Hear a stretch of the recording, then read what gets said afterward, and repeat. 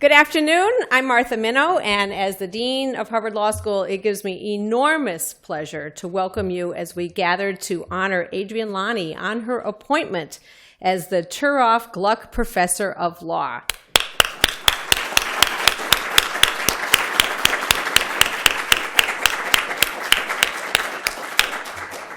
I am assured that her husband Wes and maybe children will arrive at some point, but in the meantime, I get to embarrass her a little bit by saying a couple of reasons why this is such a splendid opportunity. Before I say some words about Adriaan's impressive career and her background, I want to describe the story behind the chair and why it's such a wonderful appointment for Adriaan Lanni. The chair was created as a gift of two professors here at Harvard Law School, Sheldon Gluck and Eleanor Turov Gluck. They were renowned criminologists. They were the first to conduct studies on chronic juvenile offenders. Sheldon received his PhD from Harvard, and he taught at the law school from 1929 to 1963. And he was the Roscoe Pound Professor of Law here. Eleanor received her master's degree and doctorate from the Harvard Graduate School of Education, and the two of them collaborated on criminal justice research for the rest of their careers. They taught and they conducted research here at the law school that broke out of the frame of just conventional legal materials. They studied psychology, they studied sociology, they studied economics. And in establishing this chair, Sheldon wrote, was my wife's wish, and it is my wish, that the holder of the professorship be a scholar in the tradition of Roscoe Pound and myself, aware of the importance of a multidisciplinary approach, including such extra legal disciplines as psychiatry, psychology, sociology, anthropology, and other relevant sciences in the administration of criminal justice, and be influenced by the works and research that we held so dear in the field of criminal justice. Sheldon took care to note that the professorship was a memorial to the parents, both of his parents and his wife's parents, and to their daughter and to Eleanor's brother. And it's interesting that their gift also provides for the care of the archives that were created out of their own research, and they are now housed in the special collections of the Harvard Law Library. Adriaan Lanni has spent a lot of time in the library, not just our library, but also in looking at sources around the world. And I can't really think of anyone who's better exemplifies the commitment to multidisciplinary studies of criminal law than Adriaan Lanni. She examines criminal law and indeed law generally through her specialty of ancient legal history, focusing on ancient Greece and Rome. And she also draws on the widest array of contemporary scholarship, from behavioral economics to studies of 19th century dueling. Her approach looks at humanistic dimensions and also at incentives. She is someone who teaches criminal law, criminal adjudication, and the criminal justice workshop, as well as courses on Greek and Roman law. And her publications include Law and the Justice in the Courts of Classical Athens and the recently published Law and Order in Ancient Athens. Just take a look at the bibliography of the recent book.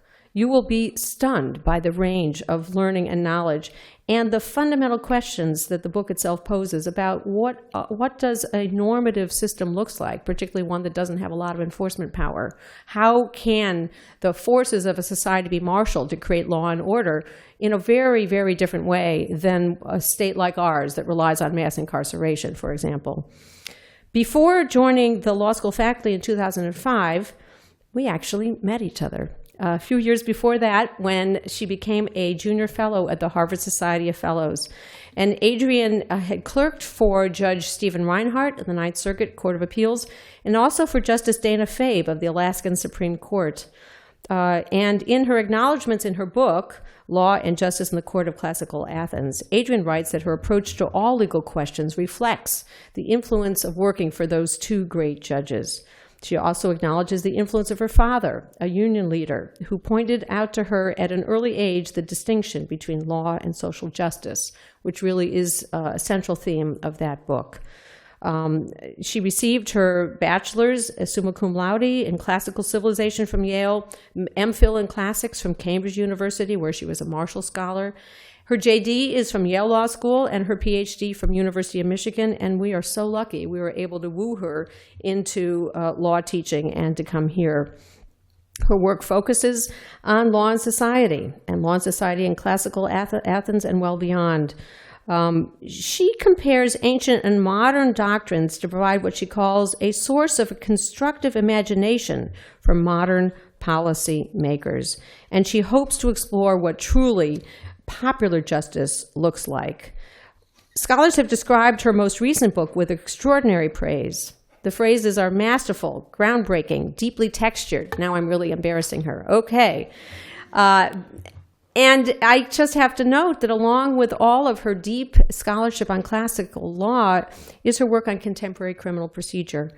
Earlier this year, she and Carol Steiker published a really interesting article on how to revamp the teaching of criminal adjudication, applying thematic approaches and a broad range of materials. And she helped to reconceive how to consider outcomes, racial effects, wrongful convictions, in a way that actually makes systemic justice something more than a phrase, but something real and integrated in the doctrine and institutions of law. It's no wonder that students praise Adriaan's teaching style and note how she grounds her theoretical discussions in real-world situations. Her writing in the popular press has taken on some interesting subjects for a scholar of ancient Athens, like Sarah Palin. Maybe that was the Alaska connection. As well as very serious subjects like mass incarceration. Before I close, I do have to share the results of a little bit of crowdsourcing. Colleagues wanted to add their voices to this introduction. Carol Steiker says that Adriaan's energy and creativity in reimagining the bail to jail course on criminal adjudication was so impressive. TV makeover shows, whether of people or houses, are a guilty pleasure of mine. Adriaan showed that a tired syllabus also can have a gorgeous makeover. What used to be something of a mismatch is now a thing of beauty. Adriaan Vermeulen said that Adriaan Lanni is, and I quote, one of his favorite colleagues, a terrific scholar, teacher, and person. Adriaan recalls humbly this experience of teaching with Adriaan Lanni. He says, "We co-taught a seminar on constitutionalism in the ancient world, and she quite literally schooled me the whole time. I would build some sort of fantasy castle, and Adriaan would gently knock it over, saying to the students, 'Well, I'm not quite sure I see how that works,' before proceeding to expose the flaws in my causal hypothesis, or else simply refuting the factual premise out of her deep base of knowledge. I'm so proud to be her colleague and glad that we have such a gem of a scholar on our faculty." I just want to say that regardless of the subject at a faculty workshop, as far away from Athenian law and criminal law as you can imagine, Adriaan invariably asks the question that I say, now that's the right question. That's the question that opens up the whole subject. I am so proud to be her colleague, and I'm so glad that she is such a gem. And after this evening lecture, I hope that you all will stay and join us for a reception in Adriaan's honor. And now I am pleased to introduce to you Adriaan Lanni, the Turef Gluck Professor of Law. Why study Athenian law?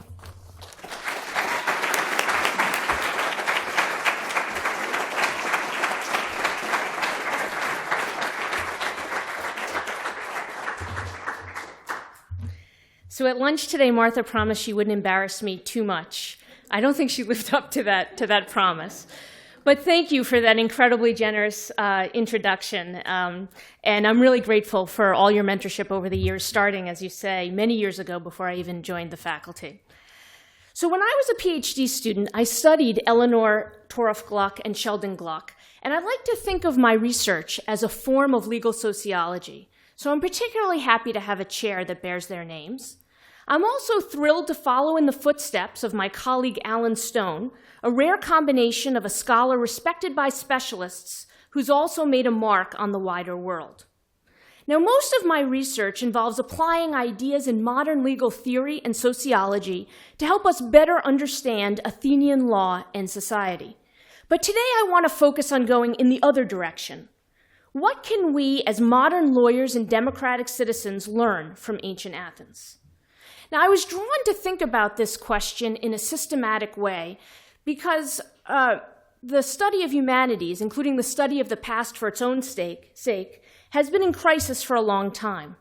Undergraduate humanities majors are in steep decline, particularly at elite institutions like our own, and there's been a shift towards STEM at all levels of education. As the legal job market has softened, I also wondered if legal history would find itself similarly embattled at law schools. So I'm grateful to teach at a school where roughly 10% of the full-time faculty are legal historians, and I count myself very lucky to have a dean like Martha Minow, who understands the importance of historical research and the ultimate, if not always obvious, connection to contemporary legal problems. Now, when moderns talk of learning from the Greeks, we usually mean exploring the enduring and universal moral truths of Greek history and philosophy. I want to focus on something different, not the timeless truths in the ancient texts, but the more concrete lessons from Greek and particularly Athenian actions, what people said and did in by far the most successful city-state in the ancient world. One of the central preoccupations of students of political science, public policy, and law is institutional design. That is, how best to design legal, political, and social institutions to most efficiently and effectively achieve our aims. You don't often see references to ancient Athens in this kind of work. Influenced by conservatives like Plato and Thucydides, we usually think of Athenian democracy as a set of flawed institutions that killed Socrates, relied on slaves, suppressed women, and lost the Peloponnesian War. And even, all true. And even those who hold a more positive view of Athenian democracy tend to see its institutions as too context-specific, too culturally dependent to offer much insight on modern problems. But what I want to argue in this talk today is that the ancient world is a valuable, but so far largely neglected resource in the design of modern legal and political institutions. Athenian institutions can provide a source of constructive imagination for modern policymakers. And here I want to be clear about the limits of my claim. Of course, the success of any ancient institution doesn't suggest that these institutional design features would work in the vastly different social, cultural, and political situation of today. Rather, any concrete proposal derived from the ancient world must be independently evaluated in the context of modern conditions. Now, in my talk today, I want to explore three related but distinct advantages of studying ancient legal and political design, and I'll give you examples of each. Now, since this is a lecture in honor of the Glucks, I'll spend a bit more time on the examples closer to their work, criminal justice and transitional justice. For those who may not know, Sheldon Gluck was an advocate of a war crimes tribunal after the Holocaust, as well as them both being very famous criminologists. Now, as we progress from the first through the third category, the lessons we might draw from the ancient world will become more direct. Now, the first value of studying the ancient world is simply as a source of imagination, a mechanism for sparking the mind to think of potential new modern institutional arrangements, though the ancient examples may offer little, if any, insight into whether or how they might work today. And I'll discuss two examples here related to the Athenian jury system. Second, studying ancient institutions can reveal some false assumptions we may have about how democratic institutions have to operate by providing counterexamples. And I'll offer two brief examples involving political institutions, selection by lot, and the use of individual and foreign founders in ancient constitution writing. Finally, some successful ancient institutional arrangements are not suitable for modern adoption, but can serve as instructive case studies that are potentially applicable to the modern world. And the example I'll offer here is the Athenian reconciliation after the bloody reign of the 30 tyrants, which can serve as a case study for the design of modern transitional justice institutions. So let's start with our first category. Studying the Greeks can expose us to unfamiliar institutional arrangements, which can spark our imagination and get us thinking about potential modern alternatives. And I'm thinking here particularly of cases where the ancient evidence doesn't give us any reason to suppose that the ancient institution is likely to translate well into the modern day. So in this case, the Greeks supplement our menu of potential institutional arrangements, but don't necessarily offer any more specific lessons. There are countless potential examples, and I'll offer two. So the first is autobiographical. My graduate work focused on the Athenian legal system, and I was fascinated by all the aspects of the system that were different from the American legal system. Here are just a few. The Athenians didn't bifurcate the guilt and sentencing stages of a trial. Instead, Athenian jurors regularly considered both guilt and sentencing issues together at the trial phase. And second, in reaching their verdict, Athenian jurors were encouraged not just to find the truth or determine the rights and responsibilities of the parties under the law, but also to consider the broader implications a given verdict would have on the parties and the community at large. Now, we can't and wouldn't want to directly import the Athenian jury into our system. But the Athenian example may lead us to think about the jury not merely as a fact finder, but as a mechanism to better arrive at a democratically derived criminal justice policy. Studying the Athenian jury got me thinking about whether modern American juries could also have a broader role, and I wrote a series of papers suggesting that modern juries could be drawn from a local community like a neighborhood and should be permitted to impose sentence in non-capital cases. I also proposed a neighborhood grand jury that wouldn't simply determine whether the prosecutor had probable cause for her proposed charge, but would play a more active role in charging decisions. Now, I never mentioned Athens in these papers, and the goals of these institutional proposals were completely removed from the ancient context. The basic idea was that permitting local community members to play an active role in criminal justice decisions would better align criminal justice policy with local community sentiment, and thereby help alleviate some of the political pathologies that have led to the crisis of legitimacy currently facing our criminal justice system. So let me unpack that a little bit more to make a little bit clearer how these ideas are linked to the ancient Athenian notion of democratic justice, while at the same time being firmly rooted in the modern context and modern concerns. The move toward harsh determinant sentencing schemes in the 1980s and 90s led to dramatic increases in the prison population, with a disproportionate effect on African Americans. Social science research suggests that the trend toward harsher sentencing policies stemmed in large part from an oversimplified understanding of public attitudes toward punishment. Studies done in the 80s and 90s at the height of the sentencing boom showed that in general opinion polls, a majority of citizens regularly stated that the current penalties were too lenient, leading politicians to enact harsher sentencing laws. But when given detailed descriptions of specific cases, studies from the same era found that respondents often suggested sentences that were more lenient than the mandatory minimum in their jurisdiction. These trends hold up among real jurors. In 2010, 3 federal district judges published a small study that revealed a marked disparity between the federal sentencing guidelines and jurors' recommended sentences. Following convictions in 20 jury trials, the judges gave each juror a sheet listing the defendant's past criminal convictions and asked the jurors to recommend a sentence.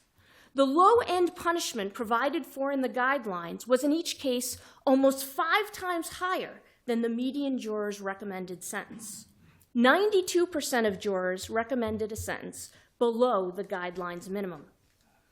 These discrepancies appear to result from the lay tendency to assume that the typical fact pattern for a given offense is far more serious than it actually is. Citizens commonly believe, for example, that most burglars are armed and that more burglaries result in violence than is actually the case. The more lenient response to specific cases more accurately reflect public views on punishment. Nonetheless, the more general sentiment to get tough on crime is the one citizens take with them to the voting booth and is reflected in politicians' and prosecutors' harsh approach to crime. Now, in recent years, we've witnessed bipartisan support for rolling back harsh sentencing policies in drug and other low-level nonviolent crimes. These developments are very positive, but there's much less bipartisan agreement about reducing penalties for more serious offenses. Most criminologists agree that changing our approach to more serious offenses is necessary to make a serious dent in mass incarceration. So the mismatch between public sentiment and sentencing policies is likely to continue. Sentencing provisions and charging decisions are distorted in another way that particularly affects high crime communities. Such communities are likely to have less political clout in influencing legislation, law enforcement, and charging policies, both because of reduced social and political capital, and in some cases because of the disenfranchisement of some community members with criminal records. Ferguson offers an example of the disjuncture between the citizenry and the law enforcement apparatus in some cities. While about 2/3 of the population is Black, at the time of the Michael Brown shooting, most police officers and top city officials were white. In addition, high crime communities have a marginal influence because many entities that influence criminal law administration are controlled at the county level, like jurors and prosecutors' offices, or even at the state level in the case of legislatures. Yet high crime localities are the very communities that have the greatest interest in criminal justice laws and policies. They, far more than other Americans, are the victims of crime. At the same time, high crime communities are also the chief victims, if you will, of the criminal justice system in the form of the removal and incarceration of large numbers of male community members. The severity of the current regime has devastating effects on high crime communities, including reduced employment opportunities, financial hardship, disruption suffered by offenders' family and children, and the erosion of social capital and organization resulting from the aggregation of these effects over the community. Now, I think a community justice approach, that is, permitting local direct participation in charging and sentencing decisions, might mitigate some of these effects. Now, I'm not holding my breath for these proposals to be enacted anytime soon, but at least among legal academics, there's a growing call for more direct local involvement in criminal justice policy in a variety of forms. There's actually a conference on this topic at Northwestern Law in a couple of weeks. And the idea of a local sentencing jury doesn't seem nearly as wacky now as it did when I first wrote about it more than 10 years ago. While I never referred to ancient Athens in writing about modern grand and petty juries, studying the Athenians' very different conception of the jury is what led me to explore what truly popular justice might look like in contemporary America. Now, it's worth emphasizing again that the Athenian example doesn't tell us anything about how the institution would fare in the modern world. It simply offers a source of imagination for a different type of jury, and that requires a separate analysis for whether the institution might be adopted for use today and what purposes it might serve in the modern context. Okay, so that's the first example. A second, briefer example. Athens offers an alternative model of democratic judicial review. In fact, judicial review without professional judges. Now, a central criticism of American-style judicial review is the counter-majoritarian difficulty. That is, that judicial review permits unelected judges to impose their own values by overturning legislation that reflects the view of the majority. This critique cannot be avoided by adopting the view that courts merely enforce democratically chosen long-term pre-commitments against the passions of the moment. Even under this notion of constitutionalism as tying oneself to the mast in the matter of Odysseus, critics contend that overturning the will of the current majority in favor of a previous majority is also democratically illegitimate. Popular constitutionalists are skeptical of the anti-democratic nature of judicial review and favor an enhanced role for constitutional interpretation by the people. But a common criticism of popular constitutionalist approaches is that they generally don't offer concrete proposals for how popular interpretation of the Constitution is to occur and how this process differs from ordinary political debate. The Athenian procedure for reviewing legislation in Athens may offer one possible suggestion. Under this procedure, any male citizen could challenge legislation as paranomos, contrary to law or unconstitutional. The assembly would then appoint speakers to oppose and defend the law in a jury trial to determine whether the legislation would be upheld or struck down. In this way, Athens provided for a structured procedure in which ordinary Athenians were obliged to consider whether proposed legislation was unconstitutional, while ultimately preserving popular sovereignty. Based in part on the Athenian case, a few political scientists have proposed that juries be impaneled to decide highly politically salient constitutional questions rather than judges in the modern day.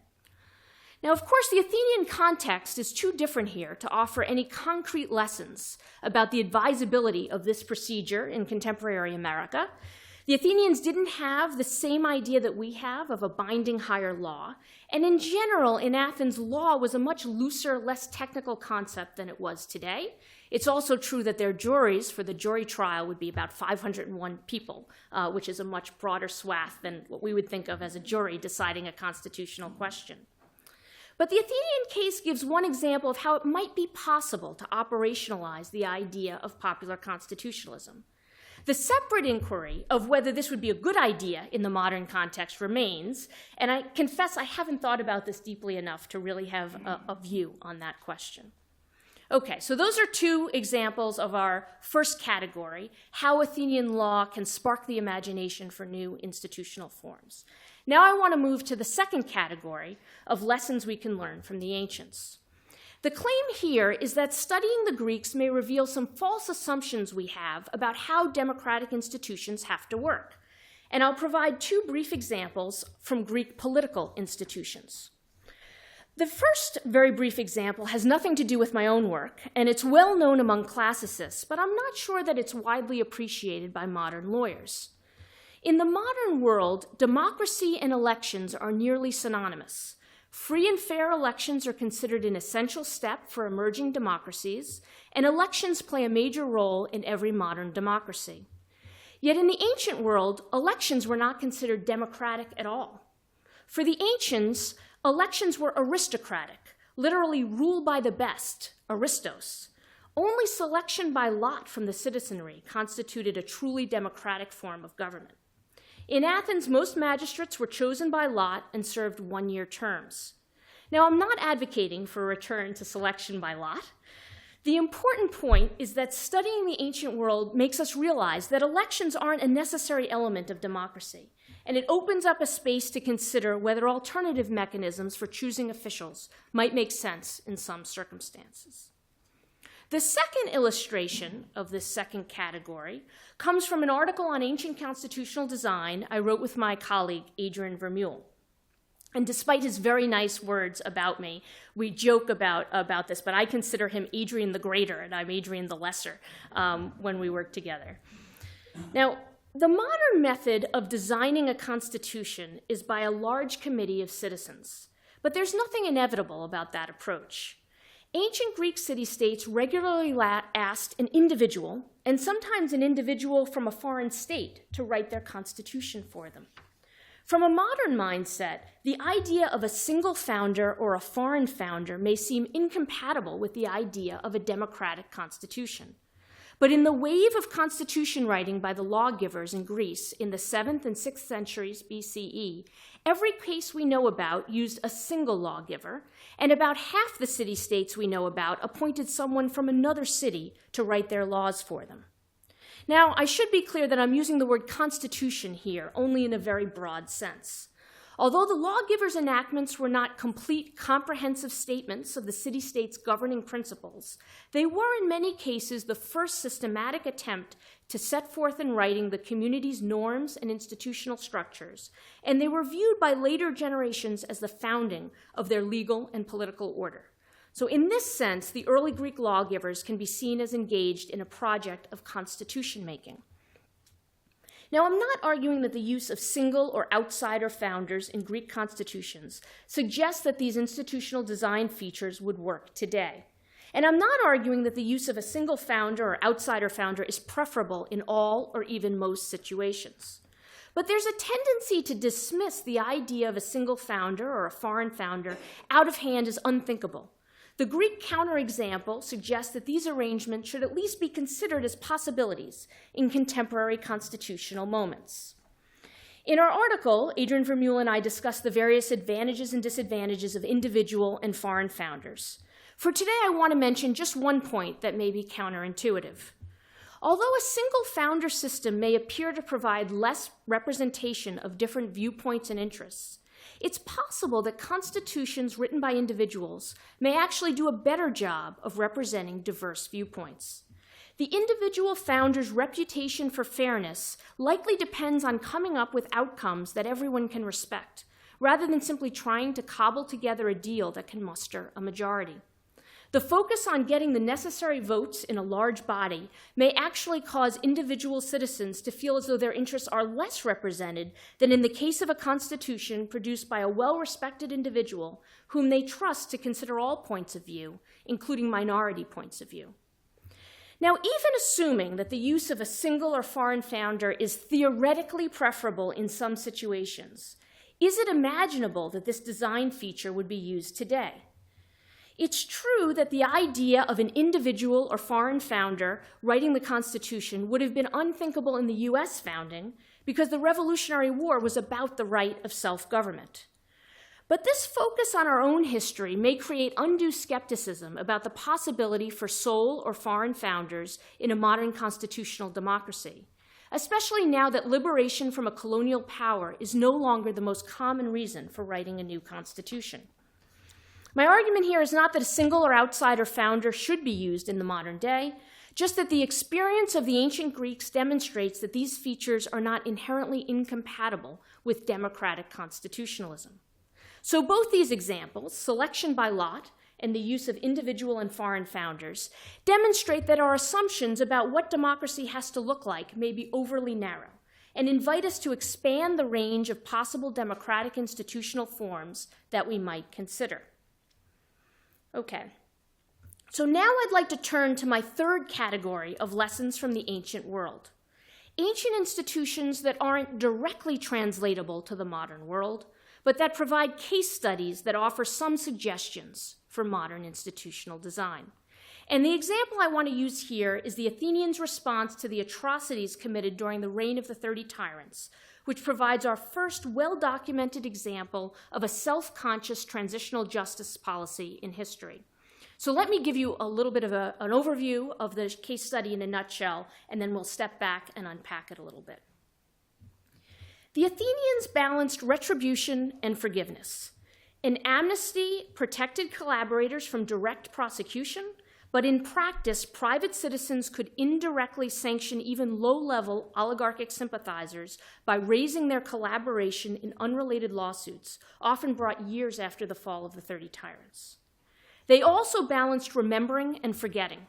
Discussion of the Civil War in the courts memorialized the atrocities committed by the 30 tyrants, but also whitewashed the widespread collaboration by ordinary citizens. Now, can the Athenian experience tell us anything about how we should respond to civil war and mass atrocity today? Those who study and design transitional justice institutions today are already in the business of trying to draw lessons from settings that are quite different from each other, from Latin America to South Africa to post-Soviet Europe to Cambodia. Athens offers another case study, in some ways an exceptionally useful one, because we know that the Athenian reconciliation worked over the long term. Of course, definitive conclusions can't be drawn from a single case study.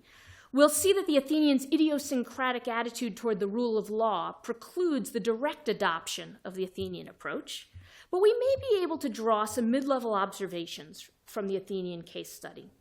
First, the Athenian experience suggests that attention to local resentments and ordinary victims and perpetrators may be as important as centralized exemplary justice aimed at punishing top officials. And second, the Athenian experience invites us to re-examine whether the focus on truth-seeking, so common in contemporary transitional justice institutions, is well-founded. We'll have to dig into the details of the case study a bit to glean these lessons from the case, so now I'll go into a little bit more detail. Like many Greek cities at the end of the 5th century, Athens experienced a bloody civil war between members of the oligarchic and democratic factions. During the 8-month reign of the 30 tyrants, between 5 to 10% of the citizenry was killed, and more than half were expelled from the city. Athens was unusual, however, in implementing a remarkably peaceful and successful transition.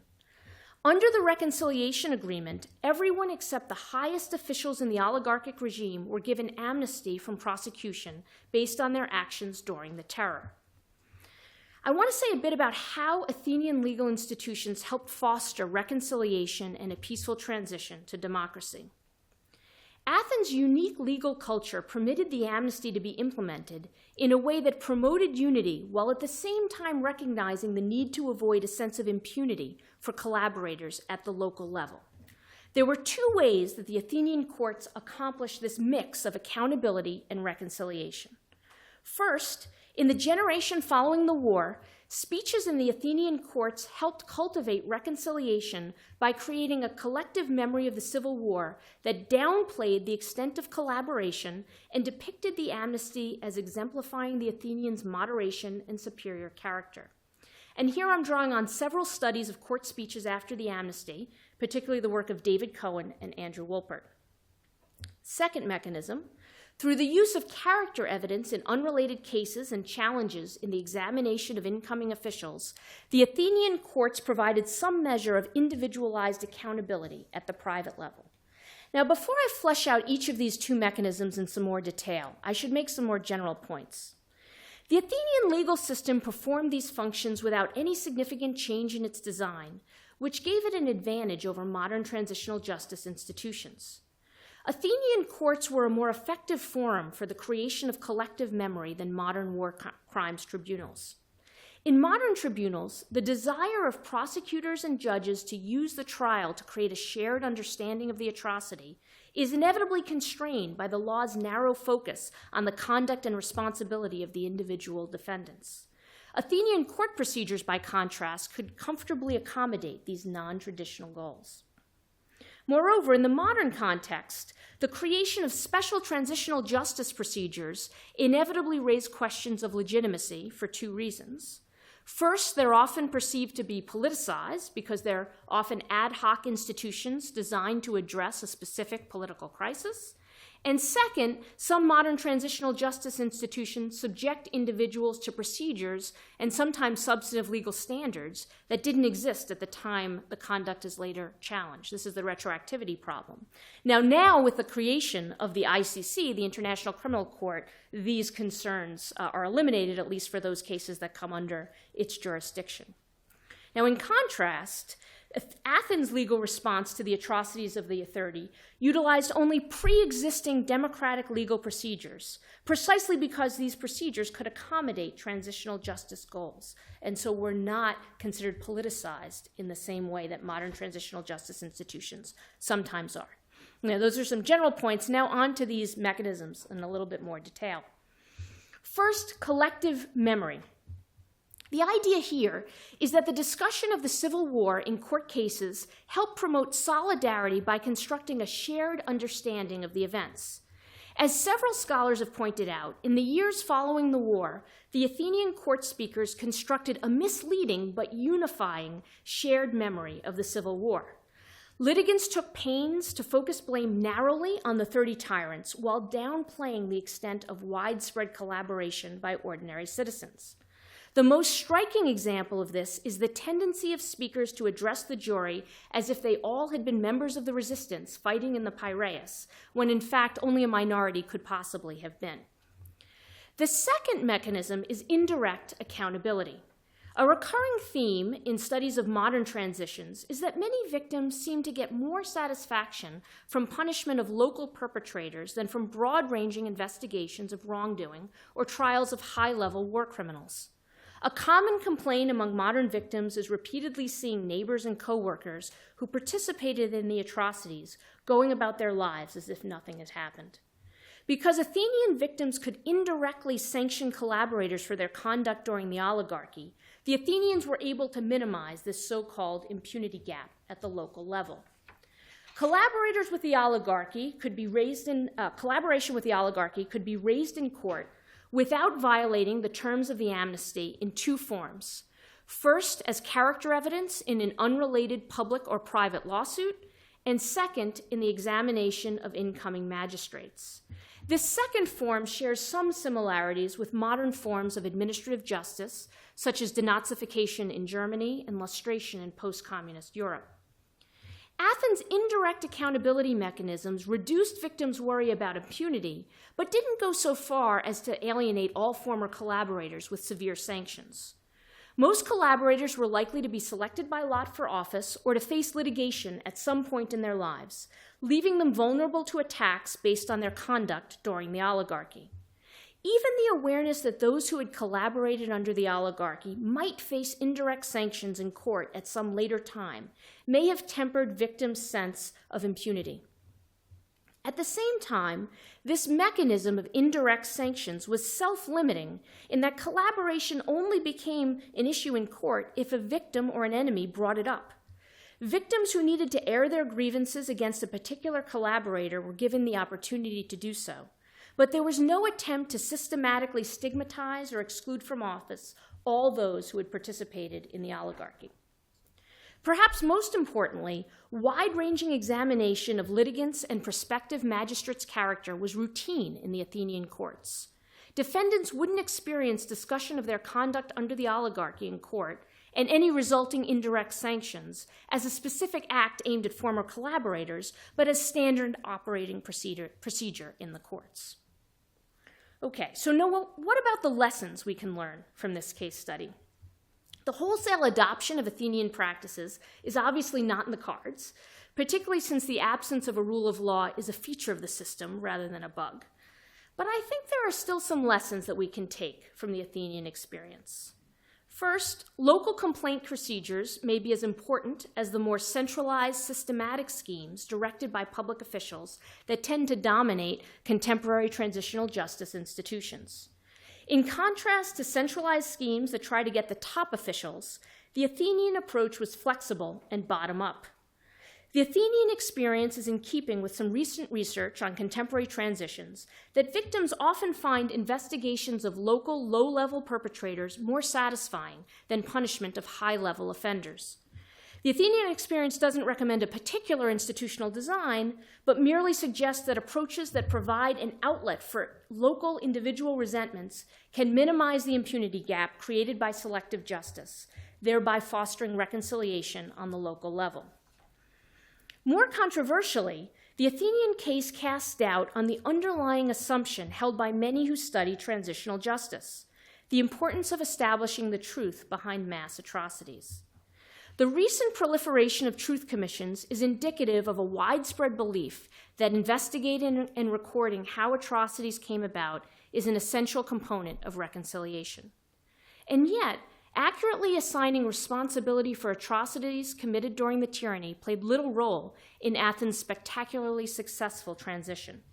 We've seen that the Athenian courts created a false collective memory of the war, which focused blame narrowly on the 30 and denied widespread popular collaboration. The Athenian experience suggests there may be some instances where a shared fiction might do more to foster unity and reconciliation than the truth. The myth of the widespread opposition in France to the Nazi occupation provides a similar example. Now, of course, there may be independent normative reasons to insist on uncovering the truth regarding prior atrocities. But the Athenian case suggests that at least in some situations, the truth may not be necessary if the primary aim is to ensure an enduring, peaceful reconciliation. So let me sum up. In this talk, I've tried to show 3 ways in which the ancient Greeks can teach us about ancient institutional design, or modern institutional design.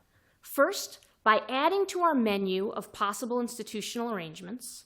Second, by disproving some of our assumptions about what democratic institutions have to look like. And third, by offering successful case studies that provide not specific transferable institutions, but general lessons that are potentially applicable to modern institutional design. But I think we may be able to draw an even broader lesson from the Athenians. Now, as a law professor, I discuss my ideas mostly with lawyers, not historians. That is, the people who are charged with generating ideas about how to improve our legal and constitutional system. But American lawyers, including myself, can be parochial, even smug about our legal system. It's surprisingly hard for even radical American lawyers to shake the idea that we've had lightning in a bottle since 1789. Scholarship comparing the US to European legal systems often only makes the parochialism worse, because those systems really are more centralized and less accountable than ours. We often see a vindication of American exceptionalism rather than a truly compelling critique. But Athens implicitly offers a point of view that is, strangely enough, much harder to ignore. A system that is both radically less bureaucratic, radically more democratic, and more practical and flexible in dealing with major new problems. The voices from Athens, once heard, are hard to stop listening to. Thank you for listening to me and to them.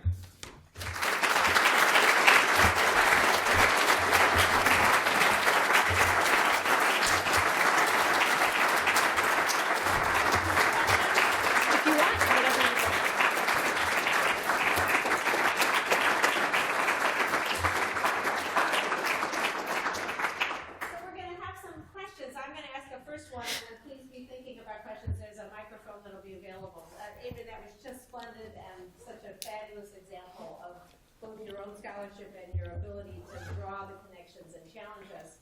It's interesting looking across your three kinds of examples that they operate at different levels and they seem actually at times to be pointing in different directions.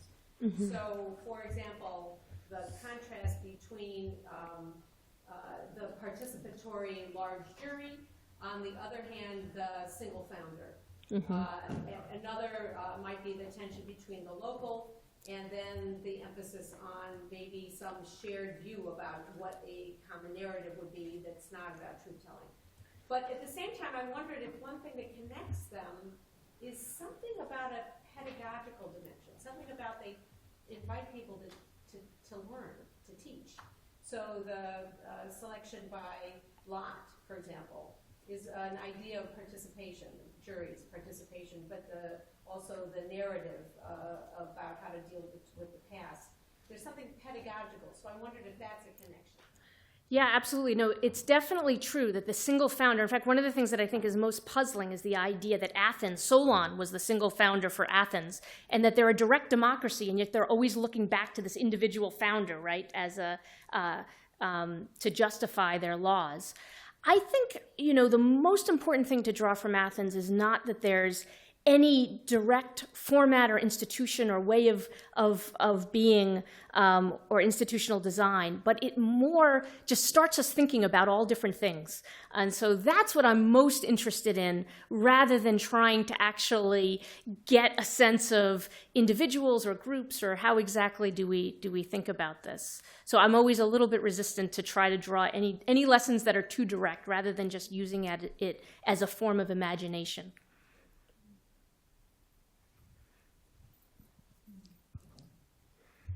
Adriaan, that was terrific. I wanted to ask you about the relationship between inspiration and truth.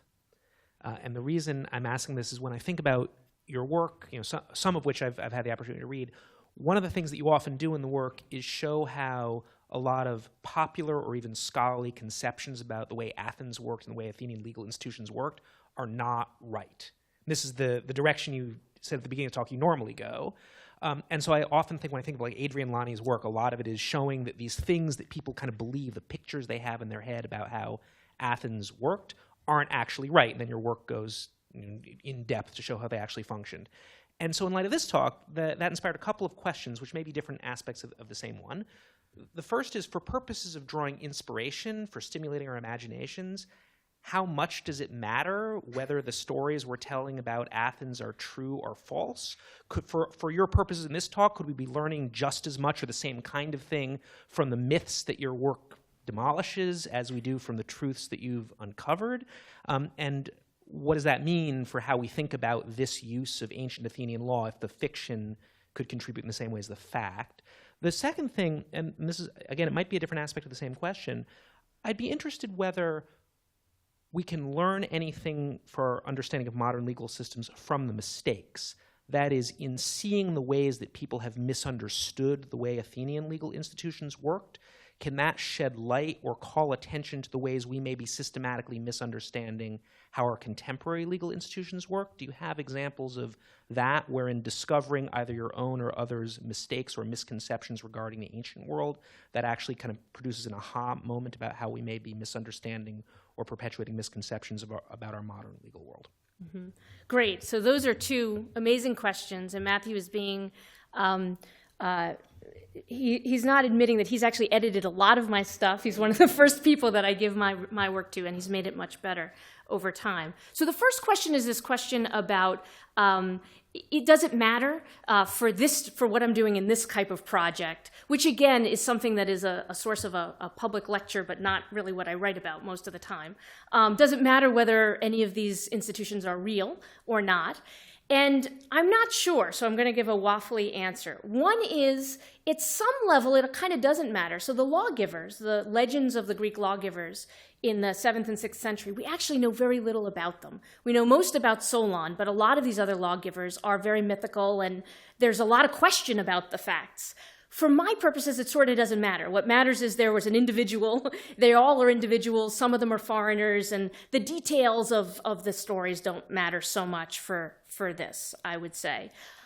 But I don't want to go all the way there, because I think there are some cases, for example, in transitional justice, I think it's meaningful that the Athenian reconciliation worked as a factual matter.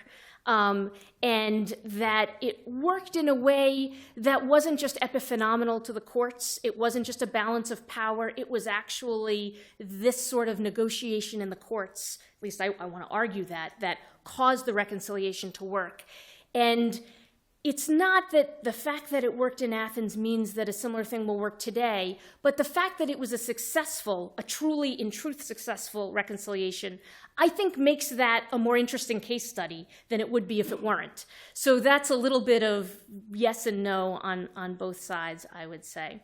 And the other question about whether any of this discussion about ancient institutions is translatable to the modern day, I hope anyway so this again is a kind of public lecture thought. Most of my research goes in the other direction, right? What can modern legal theory tell us about ancient Athens? And I hope that everything that I write says something about how law works, how institutions work.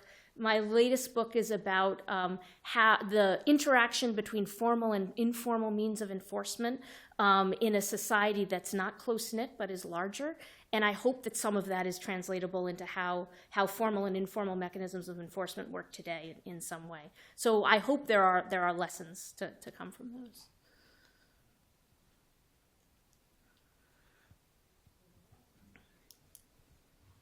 Hello, thank you. I wanted to ask about something you didn't emphasize about the difference between ancient and modern institutions, and that is, so our country is a liberal democracy. Mm-hmm. We put a lot of the emphasis on the liberalism. And in that case, the goal of the government is the protection of certain rights. And the founders broke with ancient democracy in making that the goal or purpose of government. Now, you could draw from that one of two things. You could say, therefore, we can't learn anything from the ancients about these matters because they failed in this very basic way. Or you could say something like, we can see the ways in which a broader understanding of the purpose of government and the purpose of law could inform our own understanding. So I'm just putting that out there. Do you head in one direction rather than the other? Yeah, I mean, I think it's really, there are many differences. One of them is they don't have a rule of law. It isn't a liberal democracy, right? There is no private sphere in the same way. And so for all those reasons, you have to keep that in mind if you're going to make any translations. It's also a much more homogeneous society than ours. Not as homogeneous as we used to think. It's actually, there are more diverse viewpoints in the ancient world than we used to think, but nevertheless, much more homogeneous than today.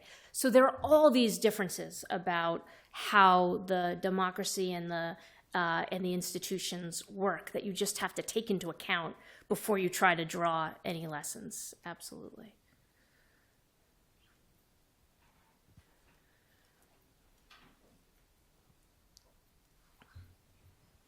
Thank you very much. That was fascinating. I just wanted to contrast with a somewhat different context and how tradition is engaged with in a context which has gone through a very different kind of an experience and how the ancient is looked upon. So I come from a context, I work on South Asia, where colonialism played a huge role in terms of reinterpreting tradition and the ancient. And even transforming it. So I would say that there are at least three different very different perspectives as a modern citizen of that part of the world if I, as a legal historian, engage with the ancient. The first really is that, you know, it's lost forever. It's utopic because so much has happened in terms of foreign intervention that it has been recast. The second is that there are attitudes which we inherit which depict it as hegemonic. The tradition was hegemonic, and you know, there was inevitable modernization, may it be because of an external influence. And the third is a post-colonial, post-national kind of an attitude that, no, we need to go back to tradition, whether it's dispute resolution. It's partially a reaction to post-colonialism. It's partially because the system isn't working.